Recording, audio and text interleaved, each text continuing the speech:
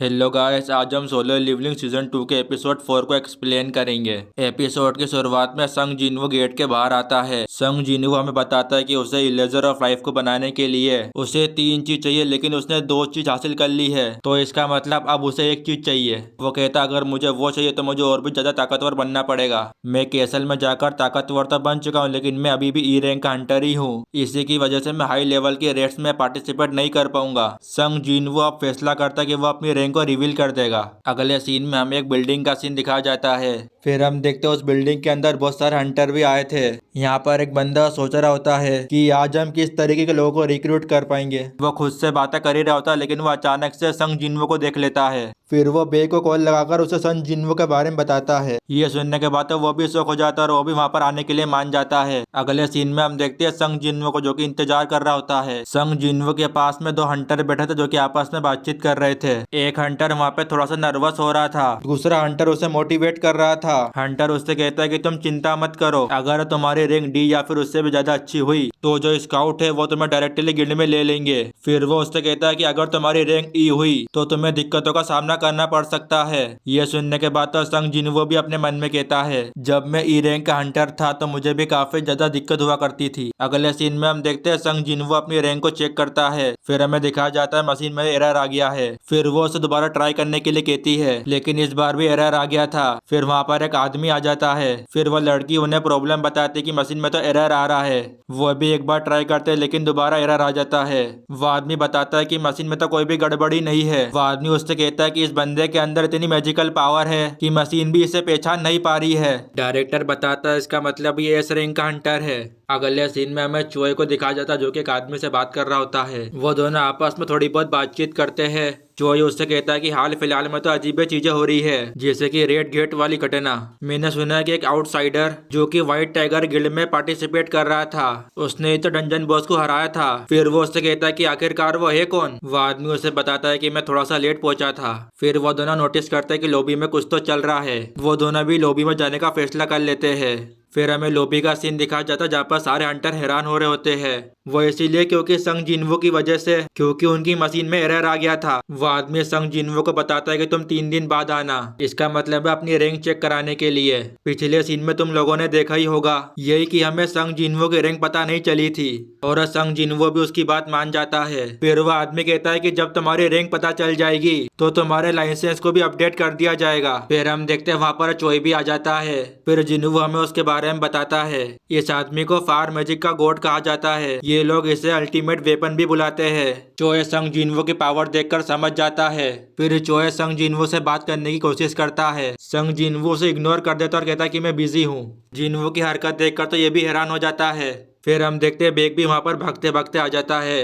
उसे देखकर तो चोए भी शॉक हो जाता है। चोए समझ जाता है इसका मतलब ये वही बंदा होगा जिसने रेड गेट को क्लियर किया था। अगले सीन में हम देखते हैं संग जिनवो को, जो कि अपनी मोम के साथ होता है। वो मोम से कहता है कि थोड़ा सा वेट और कर लो। संग जिनवो जैसे ही बाहर आता है वो देखता है बाहर एक आदमी खड़ा है।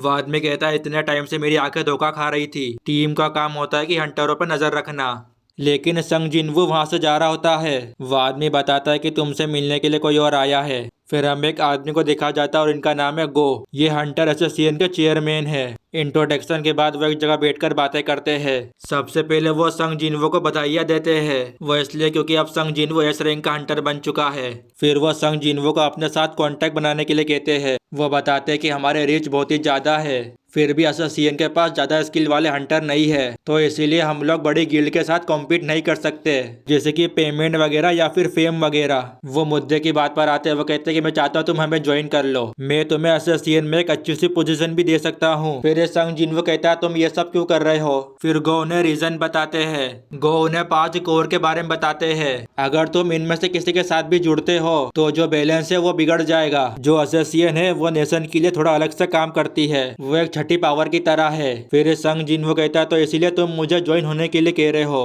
गो कहते हैं हाँ तुम्हारे पास ताकत तो है। फिर गो जिनवो से उसकी राय लेते हैं। वो अपने मन में कहता है कि ये काफी अच्छा ऑफर है, ये जो मुझे जॉब दे रहे और अगर मैंने ये जॉब ले ली और वैसे भी मुझे नहीं लगता कि गो से बड़ी कोई रीच है, और ऊपर से खुद वह कमाल के हंटर है और उनकी मैजिक पावर भी काफी ज्यादा बढ़िया है। और इनकी बॉडी देखकर तो विश्वास ही नहीं हो रहा कि 80 साल से ऊपर हो चुके हैं। अगर मैं इनके ऑफर को एक्सेप्ट कर लेता हूँ तो मेरी लाइफ पूरी तरह से बदल जाएगी। जिनवू उनसे माफी मांगता है और वो उनके ऑफर को मना कर देता है। वो अपने मन में सोचते हैं शायद इसको पैसा चाहिए। जिनवू उन्हें बताता है कि मुझे सिर्फ मैजिकल बीट से लड़ना है, मेरी जगह डंजन के अंदर है। जिनवू बताता है कि मेरी सिस्टर घर में अकेली है तो मुझे अब जाना चाहिए। गो कहते हैं ठीक है, तो अब मैं तुम्हें ज्यादा फोर्स नहीं करूंगा। जिनवू के जाने के बाद वो कहते हैं कि मुझे तो इस रैंक के हीलर भी मना नहीं कर पाते थे। जिनवू कहता है कि मैं जल्दी से लेवल अप होना चाहता हूँ ताकि मैं जल्दी से मेरी मॉम को हील कर सकूं। अगले सीन में हम देखते हैं डोंगसो को, जिसकी हालत बहुत ही ज्यादा खराब थी। उसके पास वाला आदमी उससे कहता है कि सच में वो आदमी मैजिकल बीस्ट है। डोंगसो उससे कहता है क्या तुम्हें वो इंसान जैसा दिखता है? वो एकदम बीस्ट की तरह था। वो कहते हैं अच्छा ठीक है, तुम बस अपने रिकवरी पर फोकस करो। अगले सीन में संग जिनवू हमें आर्टिफैक्ट्स के बारे में बता रहा होता है।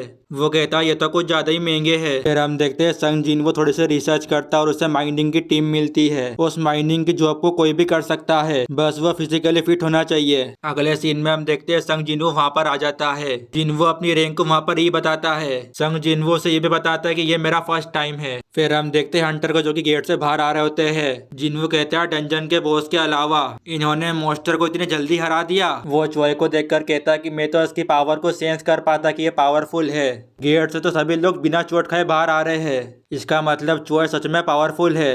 फिर हम देखते हैं गेट से चाय भी बाहर आती है। फिर जिनवू हमें चाय के बारे में बताता है। ये तो हंटर गिल्ड की वाइस गिल्ड मास्टर है।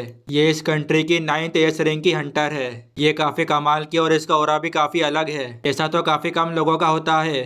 चाहे नोटिस कर लेती है, लेकिन जिनवू वहां से जा चुका था। चाहे अपने मन में कहती है मैंने चेयरमैन को नोटिस करा था, शायद मैं बस इमेजिन कर रही हूँ। फिर उससे एक छींक आती है और वो चली जाती है। फिर एक आदमी उन सभी को गेट में जाने के लिए कहता है। फिर हम देखते हैं जिनवू भी उनके साथ गेट में जा रहा था। फिर हम देखते हैं सब लोग अपने अपने काम से लग जाते हैं। जिनवू एक जगह पर खड़ा होकर सोच रहा था, यहाँ से तो काफी पावरफुल एक सिग्नल आ रहा है, लगता है इस डंजन का बॉस सामने ही है। जिनवू कहता है लगता है ये ज्यादा ताकतवर होगा। संग जिनवू मुस्कुराते हुए कहता है कि मैं इस बॉस से फाइट करना चाहता हूँ। जिनवू नोटिस करता है कि अब कुछ लोग उसकी रैंक का मजाक उड़ा रहे होते हैं। जिनवू कहता है कि मैं जहाँ पर भी चले जाऊँ ई रैंक को हमेशा वैसे ही ट्रीट किया जाता है। हम देखते हैं जिनवू चलते चलते एक आदमी से टकरा जाता है। वो आदमी संग जिनवू को गुस्से में बोलता है कि तुम थोड़ा देख कर चलो। फिर हम देखते हैं संग जिनवू को, जो कि उसे गुस्से में देख रहा था। ये देखकर वो आदमी डर जाता है। फिर वो आदमी जिनवू को जाने के लिए कहता है। फिर वो आदमी कहता है क्या यह सच में ई रैंक का है? और जिनवू भी वहां से चुपचाप जा रहा होता है। अगले सीन में हम देखते हैं जिनवू वहां पर काम कर रहा होता है। एक आदमी अपने लीडर से कहता है ये सच में ई रैंक का ही है ना? उसका लीडर भी यहाँ कह देता है वो बहुत ही ज्यादा पावरफुल है। फिर हम देखते हैं लंच ब्रेक का भी टाइम हो जाता है। फिर वो आदमी संग जिनवू से कहता है।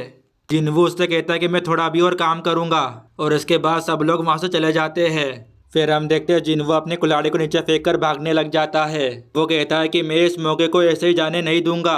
ब्रेक 1 घंटे का होता है, मैं जाकर उस मॉन्स्टर से लड़कर आता हूँ। फिर जिनवू वहां पर पहुंच जाता है। जिनवू कहता है कि ये बॉस काफी ज्यादा ताकतवर है। फिर वो कहता है कि मुझे लगता है कि मुझे इस बॉस को नहीं हराना चाहिए, अगर मैं ऐसा करता हूँ तो गेट क्लोज हो जाएगा। फिर हम देखते हैं जिनवू अपना हथियार भी निकाल लेता है, जिससे कि हंटर गिल्ड का नुकसान हो जाएगा।